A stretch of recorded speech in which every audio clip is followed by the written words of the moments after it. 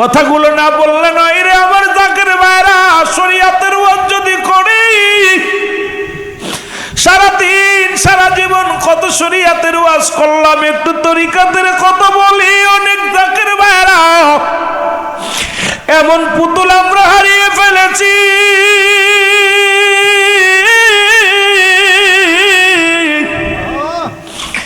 এমন রত্ন আমরা হারিয়ে ফেলেছি রে। সন্তান বোধে বাবা হারানোর বেদনা, সন্তান বোধে মা হারানোর বেদনা। আমরা যারা পীরকে হারাইলাম আমরা বুঝি আপন পীর কেমন নিয়ামত, এটা সাধারণ পাবলিক বুঝবে না। জোরে জোরে চিল্লায় বলা যাবে না, ঠিক কিনা? আমার ভাইয়েরা, আমার বন্ধুরা, আমার হুজুর বললেন আমার বাবা যান, ডাকতে বলেন বাবা হাসমত তুমি কি যাবা? আমি একবারই বললাম হুজুর যাবো, মারহাবা বলেন না।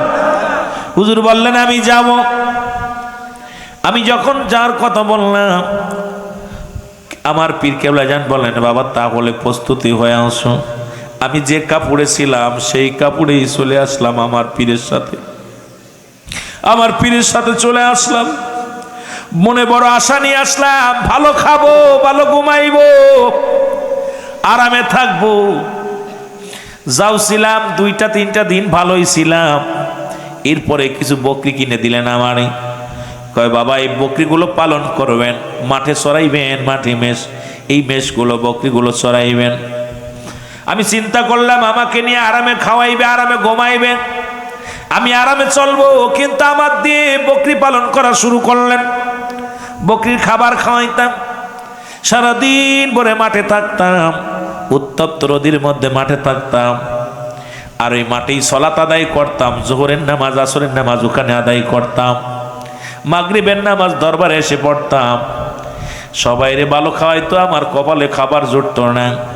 সারাদিন ভরে কষ্ট করতাম একই কাপড়ে দীর্ঘ 30টা বছর।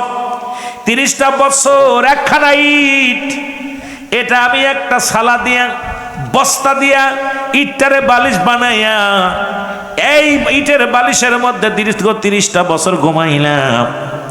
একটা চাদর ছিল, যে চাদরটা অর্ধেক বিছাইতাম অর্ধেক গায়ে দিতাম। 30টা বছর আমি সাধনা করলাম। একটা দিন নয় দীর্ঘ 40টা বছর পীরের দরবারে গোলামি করলাম। কিন্তু এই এক কাপড়ে গায়ে বিছানা থাকতাম, খানা পাকাইতো আমার সামনে, সবাই খাইতো। আমি যখন শানুক নিয়ে যাইতাম আমাকে সামান্য একটু খাবার দিত। এই খাবার দেখলে আমার মনের ভিতরে কান্না আসতো। একদিন হঠাৎ চিন্তা করলাম আমি আর দরবারে থাকবো না, বাড়ি চলে যাব। সকাল হলে বাড়ি যাব, কারণ সারাদিন ভরে আমার দিয়ে কষ্ট করায়, খাবার রান্না করে সবাই পেট ভরে খায়, আমার অল্প দেয়। আবার রাত ভরে সাধনা করি, জিকির করি, আমি ওজিফা করি, সারা রাত ভরে মুরাকাবা মুশাহাদা করি। রাত দিন 24 ঘন্টা কোনভাবে যে আমার চলে যায়। ক্ষুধার যন্ত্রণায় ঘুম আসে না, কারণ খিদা পেটে ঘুম আসে না। খালি পানি খাইতাম, ঘন ঘন পানি খাইতাম, তাতে কি আর খিদা নিবারণ হয়? আমি রাত্রে বসে আসি, চিন্তা করলাম সকালবেলা পালায় চলে যাব। সকাল রাত্রে যখন 2:30 বাজে আমার চোখে যেন কেন একটা নিদ্রা আসলো, ঠান্ডা ঠান্ডা ভাব আসলো। যখন আমার এই চোখ দুটো বন্ধ করেছি, ওই মুসলমান ইটের পরে মাথা দিয়া যখন আমি বন্ধ করে যখন চোখটা বন্ধ করেছি, খোদার কসম আমার পীর, তোমাদের দাদু পীর, আমার পীর কেবলা যান আমার মাথার ঘরে এসে হাত দিয়ে বলে বাবা হাসমতুল্লাহ, কষ্ট হয় বুঝি? মনে হয় কষ্ট হয়। ঘুমাইছো কেন? ঘুমাইছো কেন? কষ্ট হয়? মন বুঝি ভালো না? হুজুর উঠে দাঁড়াইলেন, বলে বাবা কি চিন্তা করেন? আপনি যে দুনিয়ার মধ্যে খেয়ে যান, এই লক্ষ লক্ষ মুরিদানদের খেয়ে খাওয়াবে বাবা। আপনি নিজেকে আপনাকে খাওয়ার জন্য আল্লাহ পাঠাই নাই দুনিয়ার মধ্যে, আল্লাহ পাঠাইছে আপনার দাসত্ব করার জন্য, গোলামি করার জন্য আল্লাহর। আপনি এত খানা খানা চিন্তা করেন কেন? কেন খোদার চিন্তা করেন? আমি চিন্তা করলাম, আমি মনে মনে কল্পনা করেছি। আমার মুর্শিদা সেই কথাগুলো বললেন, বাবা মন খারাপ, বাবার জন্য কি মন কান্দে, মায়ের জন্য মন কান্দে, তাহলে বাবা যে দেখে আসেন। আমি বললাম জি না হুজুর, আমি এমনি আমার মন খারাপ না, আমার মন থেকে চোখে এমনি পানি বাইর হয়। আমার মাথায় হাত বলে দিয়ে বললেন, বাবা সাধনা করেন, সাধনার জগতে ঢুকে যান, তারা পৃথিবী আপনার দিকে তাকায় আছে। জোরে জোরে বলো মারহাবা। এ ভাইরা আমার, বন্ধুরা আমার, এইভাবে আমার জীবন চলতে লাগলো। হঠাৎ একদিন আমার পীর কেবলা যান বললেন, বাবা আর নয়, চলে যান ফরিদপুরে। আমাকে ফরিদপুরে পাঠাইয়া দিলেন। এরপরে ফরিদপুরে আসলাম, আয়া দেখি অবস্থা এত খারাপ। আয়া দেখি কোনো মুসলমান নাই, শুধু মূর্তি পূজা, আর যেখানে সেখানে কালী পূজা। শুধু হিন্দু রাজ্য, এমন একটা রাজ্যের মধ্যে বাবু বাড়ি পাঠাইলেন আমারই। আমি চিন্তা করলাম, এখান থেকে আমার মরা ছাড়া কোনো গতি নেই, এখানে কোনো মুসলমান নাই, আমি কিভাবে দিন কাটাইব, কিভাবে থাকবো? বড় প্রেশানের মধ্যে পড়ে গেলাম। প্রথম জুম্মার নামাজ পড়লাম, মুসল্লি হলো 2 জন, ইমাম আমি। এরপরে যখন আমি ঈদের নামাজ পড়লাম, ইমাম হলো 3 জন, মুসল্লি 3 জন। 3 জন মুসল্লি, আমি ইমাম, মোট 2 জন মুসল্লি। এইটা নিয়ে আমার দিন 1 বছর, পুরো 1 বছরে মুসল্লির সংখ্যা কয়জন? 2 জন। কয়জন? 1 বছরে মুসল্লির সংখ্যা হলো 2 জন। এরপরে মানুষ আজান দেয়, চলে যায় কোথায়? মাঠে কাজ করতে চলে যায়। ঈদের দিনে মানুষ লাঙ্গল কাঁধে করে গরু নিয়ে চলে যায়। ঈদের দিনেও মানুষ নামাজ পড়ে না। এরপরে জুম্মার নামাজ পড়ে না। আমি আশ্চর্য হয়ে গেলাম, কোন মহল্লার মধ্যে আমারে পাঠাইলো, কোথায় আমারে পাঠাইলো? এইভাবে চলতে লাগলো। আমি চলে গেলাম পীরের কাছে, চলে গেলাম, যা বললাম, হুজুর আমার আপনি এমন একটা জায়গা পাঠাইলেন যেখানে থাকা সম্ভব নয়, যেখানে কোনো মুসলমান নাই, যেখানে কোনো নামাজ নাই, কোনো রোজা নাই, যেখানে কোনো গরু কুরবানি হয় না, যেখানে কোনো ইসলামের বিধান নাই। আমার হুজুর আমার বুকের ভিতরে নিয়ে ডাক দেখায়, বাবা হাসমত, একদিন এমন একটা সময় আসবে পৃথিবীর মধ্যে মহাজামাত ওখানে হবে। জোরে বলেন মারহাবা। বিশাল মহাজামাত হবে। বাবা যান, আপনাকে আমি হুকুম দিলাম, আপনাকে আজান দেওয়ার দায়িত্ব। নামাজে কে আসবে আর না আসবে দেখার বিষয় না, আপনি আজান দেন। সুবহানাল্লাহ বলেন না? হুজুর বলেন, আমি আজান দেব, শোনাবো কারে? আমার তো হুজুর বলেন আজান দিতেন, আমি আজান দিব, কে আসলেন না আসলো দেখার বিষয় না। এইভাবে দিন যায়, দিন যায়, দিন যায়, দিনে দিনে মানুষের সংখ্যা বাড়তে লাগলো। এভাবে দিনে দিনে মুসলমান ওই 10 থেকে 20, 20 থেকে 30, 30 থেকে 50, 50 থেকে 100, 100 থেকে 200, 500, এইরকম হাজার হাজার মানুষ তখন আসা শুরু করলো। দিন চলে যায়। এমন একটা দিন যখন এইভাবে অতিবাহিত হয়ে গেল, হঠাৎ মানুষ দরবার শরীফে এইরকম, আজকে যেমন আমার ভাই একটু আগে বললেন গরু ছাগলের কথা বলেন, অনেক হাসছেন, যারা জাকেন না তারা কইছে হুজুর মনে হয় উঠোতে আইছে। এইরকম কিছু মানুষ বললেন, হুজুর এই হুজুর তো ভণ্ডই, নাকে খেদাইতে হবে, মানুষ তো পাগল বানাইতে, সেটা গরু ছাগল সব নিয়ে যায়, ভণ্ড প্রতারক রে খেদাইতে হবে। তখন ওনার কাছে গেলেন, বলেন হুজুর আপনার সঙ্গে আমরা বোঝাপড়া করতে চাই, আপনার সঙ্গে আমরা বসতে চাই এক জায়গা, কারণ আপনি যেভাবে মানুষের মুষ্টির চাল খান, গরু খান, দুধ খান, কলা খান, লিচু খান, যা কিছু সব কিছু লুটপাট করে খান, আমরা আপনার কাছে বসতে চাই, এর একটা সূরা নামাইতে চাই, কারণ আপনি এগুলো খান, কোন ফতুয়ায় খান জানার দরকার। হুজুর বলেন, বাবা কবে বসবেন? আমাদের মুফতি মুহাদ্দিস সাহেব সবাইকে নিয়ে আগামী শুক্রবার বা শনিবারে বসবো। হুজুর বলেন, বাবা আপনারা যখন ইচ্ছা তখন আসেন, আমি আসি, প্রস্তুতি। সুবহানাল্লাহ বলেন না? ফরিদপুরের সমস্ত বড় বড় বিজ্ঞ উলামা ইকরাম ভাইরা শোনেন, যারা নতুন আছেন। এবার হুজুর বললেন, বাবা বড় বড় বিজ্ঞ উলামা ইকরাম নিয়ে গাড়ি ভরে কিতাব নিয়ে দরবারে আসলেন। সদরপুরে বায়াজ হবে, কি হবে? সদরপুরে বায়াজ হবে। সবাই হাজার শত শত মানুষ কিতাব নিয়ে, বড় বড় কিতাব নিয়ে মঞ্চে হাজির হয়ে গেছে। কেবলা জান হুজুর একটু পরে আসলেন, আসা পর বাবারা আমার এবার আসিয়া দেখে রে সব মানুষ অপেক্ষা আছে। হুজুর প্রথমে সালাম দিলেন, আসসালামু আলাইকুম, ভাইয়ারা বেয়াদবি মাফ করবেন, আমি একটু দেরি করে ফেলেছি, কারণ দরবারে কিছু মেহমান আসছিল, তাদের মেজবানি করতে সময় লাগছে, এই জন্য দেরি হয়ে গেছে, আপনারা মনে কিছু করেন না, সবাই বসেন, এখনই শুরু হবে আলোচনা। এবার আলোচনা শুরু হবে। আপনি কোন ফতোয়ায় খান, কি করেন? আলেম ওলামারা হুজুর বললেন একটা সভাপতি বানানোর দরকার, যেহেতু এখানে অনেক মানুষ, একজন নির্ধারিত একজন সভাপতি বানানোর দরকার। আজকে যেমন আমাদের সভাপতি মুসলমান, এই যে আমার বাবারা আজকের মাহফিলের মিরাজ আলী সাহেব যেমন সভাপতি, এরকম একটা অনুষ্ঠানের সভাপতি বানানোর দরকার। বলে ঠিকই তো কইছেন হুজুর, উনি হলো অমুক মাদ্রাসার হেড মুহাদ্দিস, উনি হলো অমুক মাদ্রাসার প্রিন্সিপাল, উনি অমুক মাদ্রাসার মুহাদ্দিস। কারে বানাবো হুজুর? সবাই তো বিজ্ঞ মানুষ, যারে বানাবো আরেকজন কষ্ট পাবে। এর চাইতে ভালো আপনি একজন সভাপতি বানায়া দেন। জোরে বলেন মারহাবা। ফরিদপুরের আলেমরা বললেন হুজুর আপনি একজন বানায়া দেন সভাপতি। খুব খেয়াল করবেন, নতুন যারা আছেন, এখনো যারা দরবারে যান নাই, আত্মশী হুজুরকে বলেন আপনি একজন নতুন সভাপতি বানান, আপনি যাকে বানাবেন তাকে মেনে নিব। হুজুর বলেন ঠিক আছে বাবা, তাহলে আমি যেহেতু বানাইব, ওই যে বাঁশের হেলান দিয়ে বসে আছে ওই লোকটাই আজকের মাহফিলের সভাপতি হবে। লোকজন তখন খিলখিল করে হাসা শুরু করছে, কারণ যে লোকটার নাম বলেছে ওই লোকটা 40 বছর বুবা।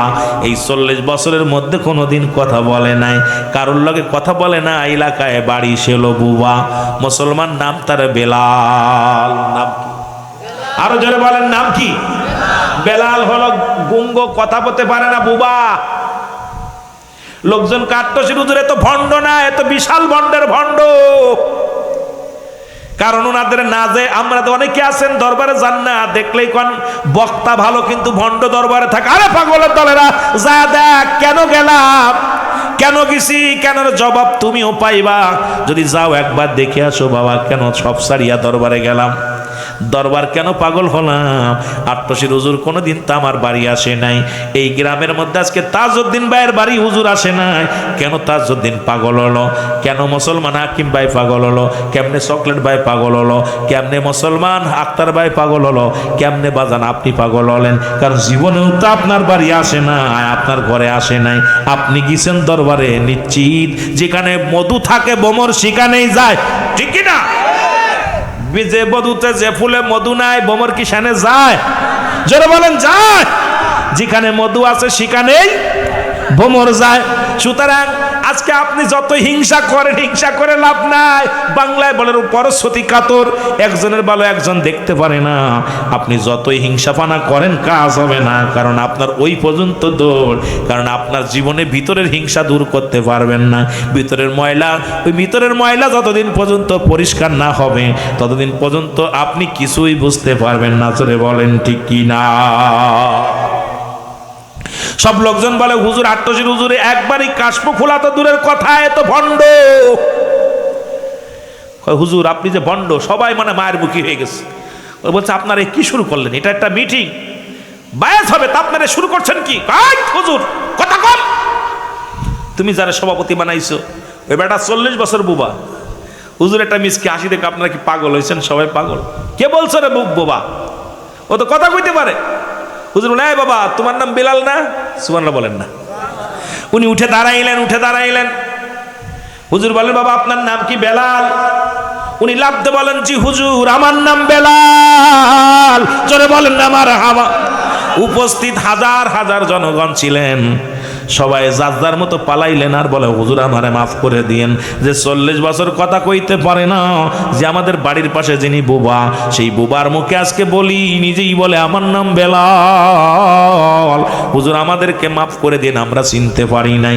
আপনি কামেলে মোকাম্মেলনি খাজা বাবা সিদাল্লাহ মা ফরিদপুরি। জোরে বলেন মারহাবা। ওই জায়গা থেকে কিছু পালায়া গেলেন, তখন ওই জায়গা প্রায় 700-র উপরে মানুষ ছিল। প্রায় 700-র উপরে মানুষ ছিল।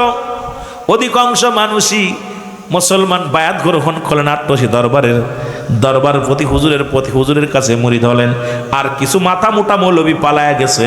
ওই পালায়া গেল ওই পালানো জাতি এখনো যেখানে আছে সেখান থেকে খালি বলবে আট্টশী বেদাত, আট্টশী হারাম, আট্টশী নাজায়েজ। কারণ ওর জবান দিয়া ওই বংশ থেকে বাইর হয়েছে যারা, এরা আট্টশীর দুর্নাম দিয়ে না দিয়ে খানা খাবে না। কারণ দেখবেন ওদের মুখেই শুধু আট্টশী আট্টশী আট্টশী।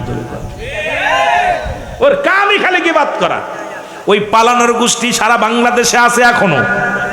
খালি ওরা দুর্নাম করে, দেখবেন ওয়াজে আসলে ওদের দুর্নাম, কিন্তু আমার পীর কেবলা দান কোনদিন কারুর দুর্নাম দিছে এমন কোন মায়ের পুত নাই, এমন কোন মায়ের পুত নাই যে কেউ বলতে পারে আট্টশির হুজুর কাউকে গালি দিছে, আট্টশির হুজুর কাউকে দুর্নাম দিছে, আট্টশির হুজুর কাউকে গালি দিছে, আট্টশির হুজুর কেছে এই হুজুর কিছু ওদিক খেয়াল করলে ওয়াজ শোনা যাবে না, এদিক খেয়াল থাকতে হবে, এদিক খেয়াল থাকলে কাজ হবে। আট্টশির হুজুর কাউকে গালি দিছে একটা প্রমাণ দেখাইতে পারলে জিব্বা কেটে ফেলবো। আট্টশির হুজুর কাউকে আমার হুজুরে কাফের বলছে, এক হুজুরি বলছিল হুজুর যদি ঘর থেকে বাইর হতে পারে আমার দল বল নিয়ে মুড়ি দেবো, খোদার কসম সে মারা গেছে, কিন্তু আমার হুজুর আট্টশি থেকে বনানী পাক দরবার ইন্তেকাল করছে। আমার পীরে দেলোয়ার হোসেন সাইদি, আল্লামা দেলোয়ার হোসেন সাইদি সাহেব আমার পীরে বলতো গরুর পীর, কত পীর বলে গালি দিছে। একদিন হুজুরের কাছে গেছে, যা বলতেছে হুজুর মুরিদরা হুজুর, তখন সদরপুর ওয়াজ করতেছে দেলোয়ার হোসেন সাইদি, হুজুর ওনার নামতে দেবো না, ওনার মারবো, যাকেরা সব লাঠি মাটি নিয়ে গেছে ওনার পিটেবো। হুজুর বললেন বাবা আপনারা সত্যি করে বলেন দি আপনার দেলোয়ার হোসেন সাইদির মাহফিলে কত লোক হয়? তো হুজুর বলার পর বলছে বাবা ওনার মাহফিলে 10-15 হাজার লোক হয়। 10-15 হাজার? জি। আপনার মাহফিলে কত লোক হয়? 200-300। কইছে আপনাদের মাহফিলে কত লোক হয়? 200-300। হুজুর বললেন তাহলে সবচেয়ে বেশি তরিকা প্রচার করে দেলোয়ার হোসেন সাইদি, জোরে বলেন না মারহাবা। হুজুর বললেন যে বাবা সবচেয়ে বেশি তরিকা প্রচার করে উনি। আমরা তখন বুঝতে পারি নাই।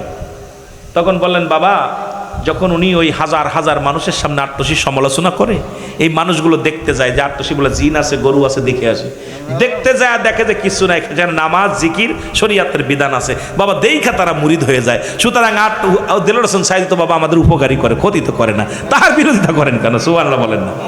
কেমন অলি দেখছেন? ইনি হল আট্টশির হুজুর। 23 খণ্ড নসিহত, একটা হক্কর আমার পীর কাউর নামে দুর্নাম করেন নাই কোনোদিন, কাউকে একটা গালি দেন নাই বাবা। ওরা বোঝে নাই বাবা, খালি উনি বলতেন আল্লাহ আমি আকাশের নিচে এই জমিনের উপর আমার মতো নরাধন কেউ নাই, আমি পাপী গুনাহগার। হুজুর খালি এটা বলতেন। আর কত কত নালিশ হুজুর কত বক্তার নামে দিছে, হুজুর কোনোদিন তাদের প্রতিবাদ করেন নাই। হুজুর বলছে বাবা আল্লাহ হেদায়েতের মালিক, হেদায়েতের মালিক তো আমি না বাবা, হেদায়েতের মালিক কে? ওরে জামাত ইসলামের আমির হেদায়েতের মালিক নয়, সর্বনাশ হারসিনা ফুরফুরা শরীফের আমির জান্নাত আপনার কিসের হেদায়েতের মালিক নয়। হেদায়েতের মালিক দয়াল নবী নিজেও নয়, হেদায়েতের মালিক স্বয়ং আল্লাহ। জোরে বলেন ঠিক কিনা? হেদায়েতের মালিক যদি আল্লাহ না হতো তাহলে আবু জেহেলের কপালে কালেমা জুটত, কথা কয় না কেন? তাহলে আবু জেহেলও বড় মুফতি হয়ে যেত, কথা কন, বড় বড় কি হয়ে যেত? খলিফা হয়ে যেত। হয় নাই, হেদায়েতের মালিক কার কাছে? সব লোকজন বা এইভাবে হুজুর দিন প্রচার করতে লাগলেন। হঠাৎ একদিন একটা টেলিগ্রাফ আসলো, টেলিগ্রাফটা হুজুর খুইলা দেখে তার পীর আর দুনিয়ায় নাই, দুনিয়া থেকে বিদায় হয়েছে। হুজুর বলেন বাবা ওই টেলিগ্রাফটা যখন আমি পাইলাম তখন আমি শুনতে পাইলাম আমার পীর নাই, নাই রে পৃথিবীর মধ্যে বাবা। সেদিন আমি এতিম হয়ে গেছি, যেদিন আমার বান্ধব আমারে ফাঁকি দিয়া দারুল বাকায় ঘুমায় গেছে, ওই দিন বাবা আমি চির এতিম হইয়া গেছি। ওরে আমারে পা গোল বানাইয়া রওজা পাকে লুকাইছে বান্ধব, আমার পাগল বানাইছে, বল বান্ধব আমার।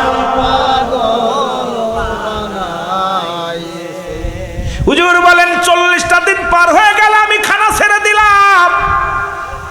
আমার পীর যেদিন আমার থুয়া চলে গেছে সেদিন থেকে আমি ভাত খাওয়া ছেড়ে দিলাম, খালি একটু পানি খাই, একটু জুস খাই, এরকম দিন যায়। 40টা দিন ভাতে কামড় দিই নাই, রুটিতে কামড় দিই নাই, কোন রকম শুধু পানির উপরে জীবন যায়। আমি উঠতে পারি না, আমি এমন নিজের দেহটারে কঙ্কাল বানায় ফেললাম।